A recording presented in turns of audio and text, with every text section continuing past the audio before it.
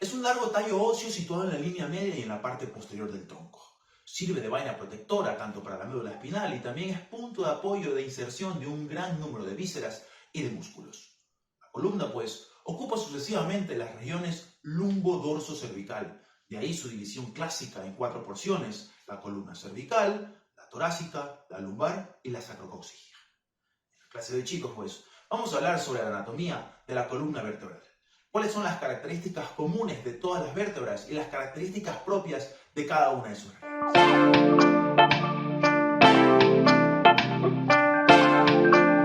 Muy bien, chicos. La columna vertebral pues es una estructura osteocartilaginosa compuesta por un total de 33 vértebras y sus respectivos discos intervertebrales, que son estas estructuras de cartílago que se interponen entre cada una de las vértebras.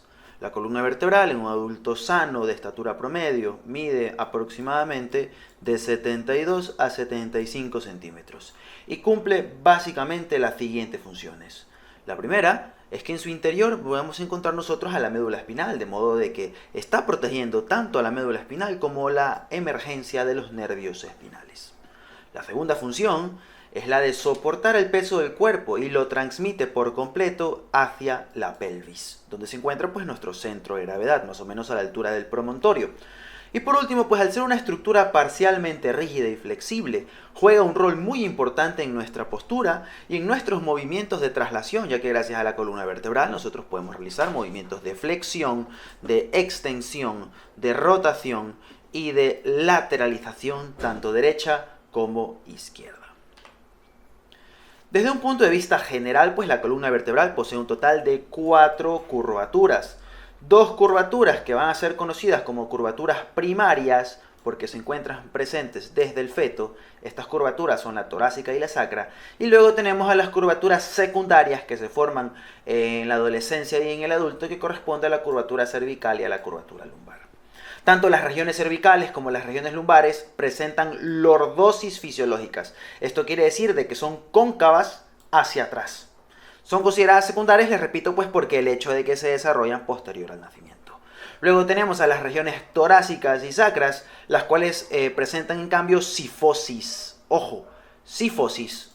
¿Qué quiere decir con esto? De que son cóncavas hacia adelante y son consideradas como curvaturas fisiológicas. Ahora bien, estas curvaturas pueden estar mucho más pronunciadas, de ahí que podemos tener, por ejemplo, una lordosis a nivel lumbar muy pronunciada, podemos tener una cifosis a nivel torácico, o incluso no pueden ser curvaturas anteroposteriores, sino más bien una lateralización de la columna vertebral conocida como la escoliosis.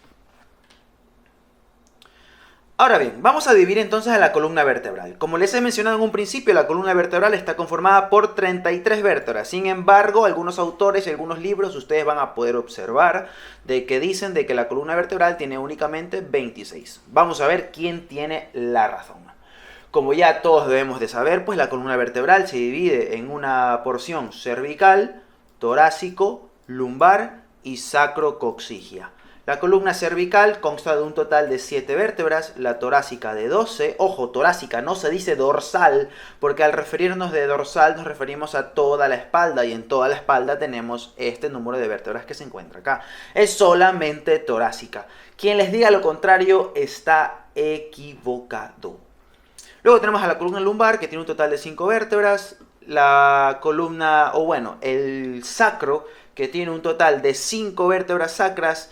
Aquí tenemos 1, 2, 3, 4, 5, y el coxis, que tiene un total de 4 vértebras coccígeas. Si hacemos las matemáticas, 5 y 7, 12, 12 y 12, 24, 24 y 5, 29, y 4, 33. 33 vértebras tenemos en la columna vertebral. Acá quizás ustedes se estén preguntando, pero entonces, Carlos, ¿de dónde los autores se sacan este número 26? Es sencillo. Posterior a los 30 años, tanto las vértebras sacras como las vértebras coccígeas se encuentran en íntima relación. Han realizado una sinostosis tan íntima que no se puede diferenciar una vértebra de otra, por lo que los autores han preferido de esta manera considerar al sacro como una sola vértebra y al coxis como una sola vértebra después de los 30 años. De aquí pues sale el número 26, porque si hacemos las matemáticas de nuevo, considerando al sacro como 1 y al coxis como 1, tenemos que 5 y 7, 12 y 12 y 24, un sacro 25 y un coxis 26. Aquí tienen este número y este número acá debidamente justificados. Muy bien, vamos entrando en materia. En el momento que nosotros estamos hablando de la columna vertebral, tenemos que hablar primero de las características comunes de todas las vértebras, es decir, cuáles son las partes que nosotros vamos a encontrar en absolutamente todas las porciones de la columna, tanto en la cervical, en la torácica y en la lumbar, con excepción de la sacra y el coxis por obvias razones de que tienen morfologías diferentes. Entonces, ¿qué sucede por acá? La vértebra posee típicamente 5 porciones. Tenemos una masa compacta que forma su porción anterior, que corresponde al cuerpo vertebral, aquí de color amarillo. Luego tenemos un foramen central que da paso a la médula espinal y a las meninges, que corresponde al foramen vertebral. Acá también lo estamos observando, este es el foramen vertebral. Luego tenemos dos prolongaciones laterales, conocidos como los procesos o apófisis transversas. Aquí la estamos observando, acá también estamos observando, y estos son los procesos transversos. Ojo que en la nomenclatura antigua utilizan el término apófisis para referirnos a las apófisis transversas, articulares y espinosas. Acá yo voy a empezar a utilizar el término proceso, porque es el término actual con el que debemos referirnos a estas estructuras. Luego tenemos dos prolongaciones, dos superiores, acá estamos observando, dos superiores, aquí están las superiores, aquí está la superior y aquí está la superior, y dos inferiores, que acá las estamos observando. Esos se conocen como procesos articulares. De ordinario existen dos procesos articulares superiores y dos procesos articulares inferiores. Tenemos una prolongación posterior, conocido como el proceso espinoso. Acá lo estamos observando, este es el proceso espinoso y este es el proceso espinoso. Y finalmente, en medio de todas estas estructuras, en medio, por ejemplo, del cuerpo y del proceso espinoso, tenemos estas estructuras acá, conocidos como pedículos. Aquí los estamos observando de color rojo. Estos son los pedículos. Y hacia atrás, en cambio, tenemos a las láminas vertebrales. Esta parte de aquí, esta parte de acá, corresponde entonces a las láminas vertebrales. Absolutamente todas las vértebras, exceptuando el atlas y el axis, las dos primeras vértebras cervicales, el sacro y el coxis, todas las vértebras de la columna vertebral presentan esta configuración. Dicho esto, vamos a hablar un poco de cada una de ellas, empezando pues por el cuerpo vertebral. Como yo les había mencionado, pues el cuerpo vertebral es la porción más anterior y voluminosa de la vértebra. Vemos aquí claramente que posee la forma de un cilindro, en donde vamos a poder describir en él una cara anterior, y una cara superior y una cara inferior, donde se va a estar asentando este disco de aquí cartilaginoso, conocido como el disco intervertebral. También podemos observar que existe una circunferencia que rodea al cuerpo vertebral, se lo conoce como circunferencia, y esta circunferencia posee numerosos orificios, aquí los estamos observando, que van a ser atravesados por este conjunto de venas, conocidos como venas basivertebrales. ¿Sí? Son estas venas que comunican el plexo vertebral anterior con el plexo vertebral posterior, y se comunican a través de estas venas basivertebrales que penetran en el tejido esponjoso del cuerpo vertebral. Luego tenemos al foramen vertebral. El foramen vertebral va a estar rodeado, en cambio, por el cuerpo vertebral hacia adelante, los pedículos hacia los lados y las láminas vertebrales hacia atrás.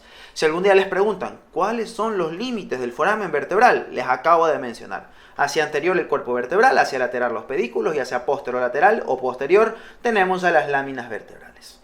Este foramen vertebral, ¿a qué va a dar paso? Aquí estamos viendo, va a dar paso a la médula espinal, va a dar paso a las meninges espinales, a la dura madre, al aracnoides y a la pia madre, y también vamos a ver que en este foramen vertebral se encuentra la emergencia de los nervios espinales. Tenemos la raíz anterior y la raíz posterior que vemos que salen para finalmente formar al nervio espinal. ¿Qué es lo importante acá? Pues que estos forámenes, cuando nosotros articulamos toda la columna, vemos que estos forámenes forman un verdadero canal, un conducto óseo conocido como el canal vertebral por donde va a estar pasando pues la médula espinal. Luego tenemos por acá nosotros un proceso espinoso, que es esta larga espina que se origina de la parte posterior de la vértebra y se prolonga hacia atrás.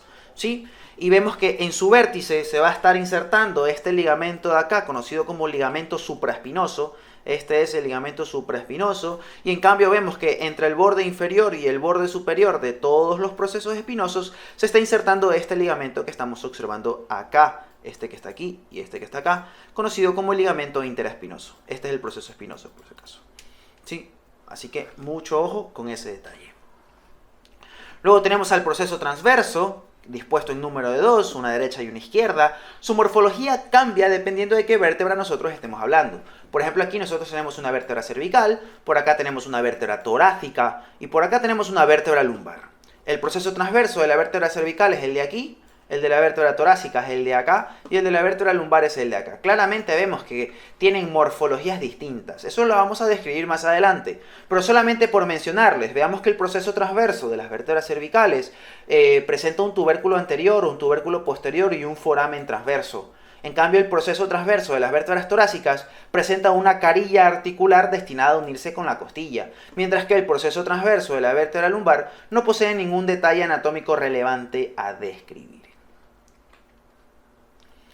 Luego tenemos a los procesos articulares. Yo les había mencionado que los procesos articulares son 4.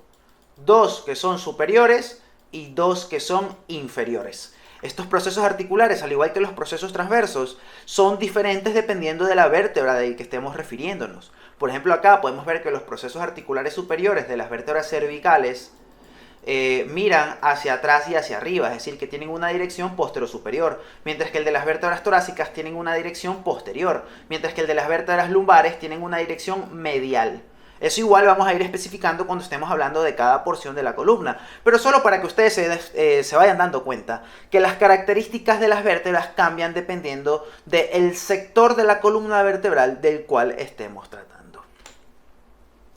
Luego tenemos a las láminas vertebrales, también conocidos como laminillas vertebrales, que son las que forman los límites posteriores o posterolaterales del foramen vertebral. ¿Sí? Esta es la lámina vertebral, esta es la lámina vertebral, esto que está aquí es la lámina vertebral. ¿Qué es lo importante de esta lámina vertebral? De que tanto en su borde superior y en su borde inferior va a estar prestando inserción a este ligamento que está aquí, adelante, este que está aquí, este que observamos acá. Esto es lo que se conoce como el ligamento flava, según los anglosajones, o ligamento amarillo en la nomenclatura hispana, iberoamericana. ¿Sí? ¿Por qué se llama ligamento amarillo? Pues porque justamente en la práctica tiene una coloración ligeramente amarilla por la gran cantidad de lipofusina y tejido adiposo del cual se ve rodeado este ligamento en especial. Por eso es que se le ha denominado como ligamento amarillo. Y por último tenemos a los pedículos. Este es el pedículo. Aquella porción que une el cuerpo con el resto de la vértebra. Este pedículo aquí podemos observar de que posee una escotadura superior y una escotadura inferior. ¿Qué sucede? De que al articularse la escotadura superior de la vértebra infraadyacente con la escotadura inferior de la vértebra supraadyacente significa que se encuentra encima, infraadyacente significa que se encuentra abajo. Al articularse ambas escotaduras y ambas vértebras, las escotaduras dejan de ser escotaduras y se transforman en agujeros. Este agujero que está aquí se lo conoce como el foramen intervertebral, porque se encuentra entre las vértebras, antiguamente denominado como agujero de conjunción. ¿Qué es lo importante de este foramen intervertebral que se forma aquí? De que va a dar paso a los nervios espinales. Por aquí, chicos, van a estar saliendo todos los nervios espinales de la columna vertebral. Dicho esto, pues, podemos seguir ahora a la siguiente parte y vamos a describir ahora a cada una de las porciones de las vértebras. Vamos a ver a continuación de que existen características propias de cada porción de la columna vertebral y características únicas de ciertas vértebras conocidas como vértebras de transición o vértebras atípicas. Por lo general, chicos, estas vértebras de transición se encuentran en los extremos de las porciones de la columna vertebral. Por ejemplo, C1 y C2 son vértebras de transición porque se encuentran en la parte más superior de la porción cervical. C6 y C7 también son vértebras de transición porque se encuentran en la parte más inferior de la porción cervical de la columna. T1, T10, T11 y T12 también son vértebras de transición. L1 y L5 también son vértebras de transición, ¿sí? Espero que haya quedado claro esta parte de que estas vértebras atípicas o vértebras de transición, de que tienen características únicas y propias, siempre se encuentran en los extremos de las porciones de la columna vertebral. Dicho esto, vamos a hablar primero entonces de las vértebras cervicales.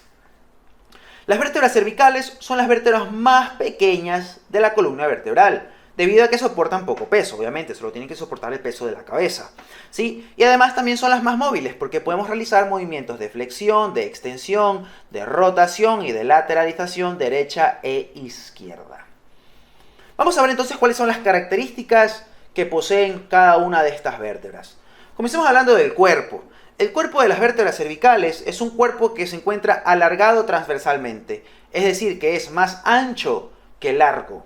Y lo característico del cuerpo de las vértebras cervicales es que sobre su cara superior presentan estos pequeños procesos aquí, conocido como el proceso unciforme, proceso uncinado, apófisis o gancho semilunar. Cualquiera de esos nombres le pueden decir a esta parte de aquí, proceso unciforme es el nombre actual, ¿sí? Que como vemos está destinado a recibir a la vértebra supraadyacente, ¿no?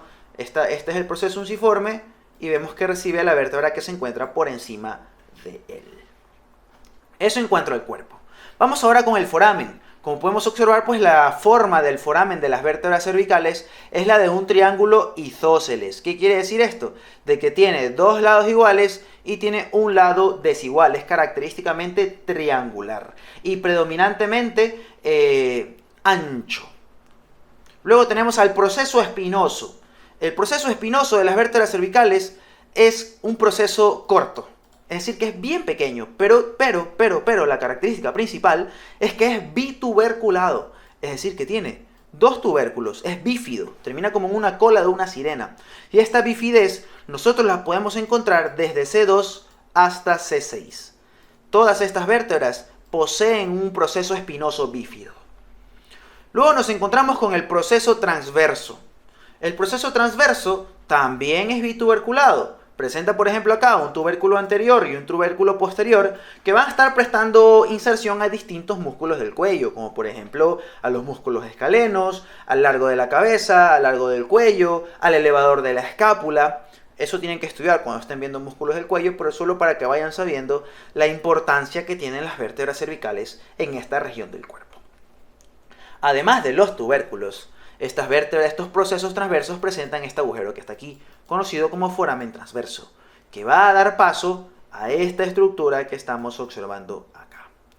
El foramen transverso da paso a la arteria vertebral, principalmente, pero también va a dar paso al plexo venoso vertebral y también al nervio vertebral, antiguamente denominado como nervio de François Franck, ¿sí? ¿Qué es lo importante sobre este foramen transverso? De que solamente se encuentra presente en las 6 primeras vértebras cervicales, es decir, desde C1 hasta C6. C7 no posee foramen transverso y en caso de que lo posea, es un foramen extremadamente pequeño por el cual no puede estar pasando la arteria vertebral. De hecho, aquí podemos ver este C1, C2, C3, C4, C5, C6 y vemos que por C7 la arteria vertebral no se introduce en el foramen transverso porque no lo tiene. Mucho ojo con ese detalle. Finalmente tenemos a los procesos articulares. Para eso voy a borrar todo lo que he grabateado en este momento, para que se pueda observar muy bien la orientación de los procesos articulares de las vértebras cervicales. Aquí lo tenemos, esta imagen es sacada del libro de Anatomía de Testit. Estos son los procesos articulares, este es el proceso articular superior y este es el proceso articular inferior. Vemos que el proceso articular superior mira en sentido posterior-superior, es decir, que mira hacia atrás y hacia arriba, en sentido posterior-superior. Mientras que el proceso articular inferior mira en sentido antero-inferior, es decir, hacia adelante y hacia abajo, en sentido antero-inferior. De esta manera, pues las vértebras cervicales se corresponden unas con otras. Esta es el proceso articular superior, que mira en sentido posterior-superior, y este es el proceso articular inferior, que mira en sentido antero-inferior. Así es como se corresponden unas vértebras con otras, formando las articulaciones cigoapoficiarias. Vamos ahora con las vértebras atípicas. En esta parte no voy a describir ni al atlas ni al axis, porque ya tengo un video dedicado en mi canal a estas vértebras, que de hecho lo hice en 3D utilizando la aplicación de Complete Anatomy. Así que solamente me voy a centrar en C6 y C7. ¿Por qué C6 es especial? Porque su tubérculo anterior es prominente. Es el más grande de todos. Acá podemos observarlo, este C6. Vemos que este tubérculo anterior es muy pero muy prominente. De hecho se lo conoce como el tubérculo carotidio o tubérculo de Chasseignac. Es un tubérculo que nos sirve como punto de reparo para poder nosotros encontrar a la arteria carótida primitiva, al punto de que podemos presionar la arteria contra el proceso transverso y provocarle un síncope a la persona, es decir, un desmayo. A este nivel, a nivel de C6, también podemos encontrar otras estructuras importantes. Por ejemplo, podemos encontrar el ingreso de la arteria vertebral a través de los forámenes transversos. Podemos encontrar también al ganglio cervical medio, también denominado como el ganglio tiroideo de Haller. Y también podemos encontrar, aunque aquí no se puede observar, el arco de la arteria tiroide inferior, que es una de las ramas colaterales del tronco tirobicérvico supraescapular, que proviene a su vez de la arteria subclavia. Eso en cuanto a C6. Luego tenemos por acá a C7. Veamos a C7. C7 carece de foramen transverso y si lo tiene es extremadamente pequeño. Aquí estamos viéndolo. Su proceso transverso no es bituberculado. Su proceso espinoso tampoco es bituberculado. Pero lo característico del proceso espinoso de C7 es que es prominente. Si nosotros nos damos cuenta en esta vista lateral de la columna vertebral, el proceso espinoso de C7 es muy pero muy voluminoso. Por eso recibe el nombre de vértebra prominente. C7 es la vértebra prominente, es la que nosotros podemos palpar en nuestra espalda en toda la base de nuestro cuello. Si en este momento con nuestra mano derecha o izquierda palpamos la base de nuestro cuello por su cara posterior, palpamos una pequeña eminencia rígida que corresponde al proceso espinoso de la séptima vértebra cervical. Eso en cuanto, chicos, entonces a las vértebras cervicales, y esto nos redirige ahora a la siguiente parte, las vértebras torácicas. La porción torácica de la columna pues se encuentra situada entre la porción cervical y la porción lumbar. Va a estar formada por un total de 12 vértebras torácicas que se van a articular con las costillas. Ojo este detalle, se articulan con las costillas. Vamos a ver entonces cuáles son las características propias que poseen las vértebras torácicas. Su cuerpo vertebral es cilíndrico, ya no es ancho, sino que tanto su diámetro anteroposterior como su diámetro transversal son prácticamente iguales. Tiene un cuerpo cilíndrico, pero lo característico acá es que dentro del cuerpo nosotros podemos encontrar estas estructuras que se encuentran aquí. Estas carillas articulares se llaman fositas costales. Aquí estamos viendo, esto es una fosita costal. Fosita costal que está destinada a articularse con la cabeza de la costilla. Ojo, la fosita costal presente en el cuerpo se articula con la cabeza de la costilla, formando la articulación vértebro-costal. Eso en cuanto al cuerpo. Luego tenemos al foramen vertebral. El foramen vertebral es relativamente pequeño, es circular, ¿sí? De aquí no hay ningún otro detalle anatómico a describir. Luego tenemos al proceso espinoso. El proceso espinoso de la vértebra torácica es prominente y ya no es transversal como sucedía en las vértebras cervicales, sino que se extiende en sentido posterior inferior. Es alargado, delgado, no es bituberculado y característicamente se extiende en sentido posterior inferior. Vamos ahora con el proceso transverso, que acá lo estamos observando. El proceso transverso posee una faceta articular, aquí la estamos viendo, faceta articular destinada a recibir al tubérculo de la costilla. Y ojo que aquí en esta imagen de la derecha la he puesto justamente para poder explicar cómo se articula la cabeza y cómo se articula el tubérculo de la costilla con la vértebra. Aquí estamos viendo nosotros a la cabeza de la costilla uniéndose a la fosita costal presente en el cuerpo vertebral. Y acá vemos en cambio al tubérculo de la costilla articulándose con la faceta articular del proceso transverso, formando de esta manera la articulación transverso costal. Ojo con toda esta terminología porque es importante, porque es lo que les suelen tomar cuando están estudiando. La cabeza de la costilla con el cuerpo vertebral, articulación vertebrocostal. el tubérculo de la costilla con la faceta articular del proceso transverso, articulación transverso costal. Mucho ojo con ese detalle. Luego tenemos por acá a los procesos articulares. Que bueno, acá si bien es cierto, esto ya es una vértebra, una T9 parece más o menos, pero, o si no una T2, pero los procesos articulares de las vértebras torácicas, el proceso articular superior mira hacia atrás y el proceso articular inferior mira hacia adelante. No sucede lo que pasa en las vértebras cervicales, que era en cambio postero superior y antero inferior. No, este mira hacia atrás y el de acá mira hacia adelante. Listo entonces. Vamos ahora con las vértebras atípicas. Las vértebras atípicas son T1, T10, T11 y T12. ¿Qué sucede con T1? T1 pues presenta algunas características de las vértebras cervicales. Por ejemplo, su cuerpo, aquí señalado en número 2, presenta los procesos unciformes que reciben al cuerpo de C7. Y además también posee una faceta articular para la primera costilla y la mitad de otra faceta articular para la segunda costilla. Mucho ojo con ese detalle. Eso en cuanto a T1. Lo importante es esto de acá, los procesos unciformes.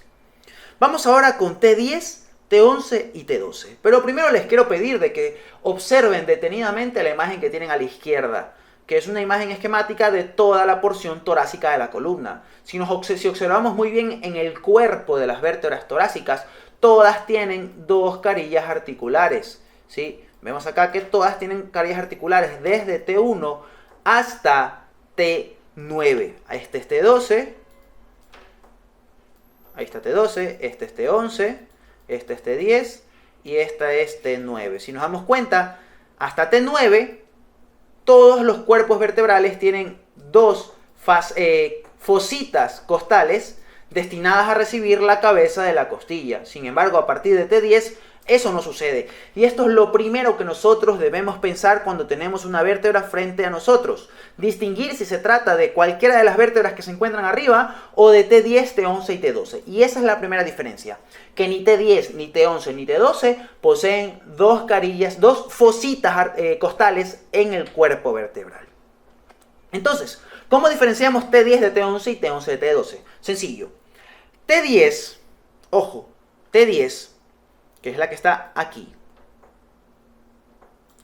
posee una carilla, una fosita costal destinada a recibir la cabeza de la costilla y en su proceso transverso presenta una faceta articular destinada a recibir el tubérculo de la costilla. Esas son las características de T10. Una sola fosita costal en el cuerpo y una faceta articular en el proceso transverso. ¿Qué sucede con T11? T11 también tiene una sola fosita costal en el cuerpo destinada a recibir la cabeza de la 11ª costilla, pero su proceso transverso carece de faceta articular. Recordemos pues de que T11 y T12 son las costillas, la 11ª y la 12ª costilla, son costillas flotantes, son costillas relativamente cortas, por ende no alcanzan a llegar al proceso transverso y por ende estas vértebras no necesitan de una faceta articular para recibir al tubérculo de las costillas 11 y 12. Y ahora, ¿cómo diferenciamos entonces T11 de T12? Porque aquí fácilmente podemos diferenciar T10 de T11. T10 sí posee faceta articular y T11 no posee. ¿Cómo diferenciar T11 de T12? T12 también tiene una sola fosita costal para recibir la cabeza de la costilla, carece de faceta articular porque no recibe el tubérculo de la costilla, pero la diferencia vital para diferenciar T11 de T12 es el proceso articular inferior. Si nos damos cuenta, y yo ya se los dije hace un momento, los procesos articulares inferiores de las vértebras torácicas miran hacia adelante. Sin embargo, el proceso articular de T12, el proceso articular inferior de T12, mira hacia afuera. Esta es la característica principal que nos ayuda a diferenciar T12 de T11 y T12 de T10. Espero que haya quedado claro y esto nos redirige ahora a la última porción de este vídeo, las vértebras lumbares. Las vértebras lumbares son las que soportan la mayor cantidad de peso de nuestro cuerpo, por ende son las más voluminosas. Tenemos únicamente 5 vértebras lumbares. Su cuerpo es muy voluminoso, es predominantemente transversal, que dispuesto en sentido anteroposterior. Su foramen vertebral tiene la forma de un triángulo equilátero, es decir, que tiene los lados iguales. Su proceso espinoso tiene una forma cuadrilátera dispuesta en sentido horizontal. Aquí lo estamos viendo, no como en las vértebras torácicas que se iba hacia abajo, este es horizontal y cuadrilátero. Su proceso...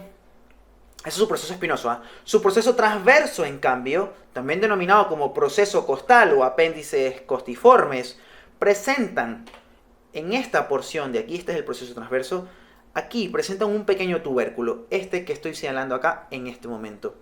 Ese pequeño tubérculo de ahí se lo conoce como tubérculo accesorio o proceso estiloideo de las vértebras lumbares. Es un pequeño mamelón óseo situado en toda la base del proceso transverso, ¿sí? Imposible confundirnos. Luego, nosotros encontramos por acá a los procesos articulares. Los procesos articulares superiores de las vértebras lumbares miran hacia adentro, mientras que los procesos lumbares inferiores, los procesos articulares inferiores miran hacia afuera. Esa es la orientación. Y un último detalle anatómico a describir antes de terminar es que en estos procesos articulares, en todo el vértice, en los procesos articulares superiores, encontramos este pequeño tubérculo óseo conocido como tubérculo mamilar. Y acá también lo estamos observando. Este es el tubérculo mamilar y este en cambio es el proceso estiloideo de la vértebra lumbar. Y bueno chicos, esto ha sido todo por hoy. Espero que les haya gustado el vídeo. Si tienen alguna duda, sugerencia o comentario, pónganlo abajo. Sin más que decir entonces, me despido. Adiós.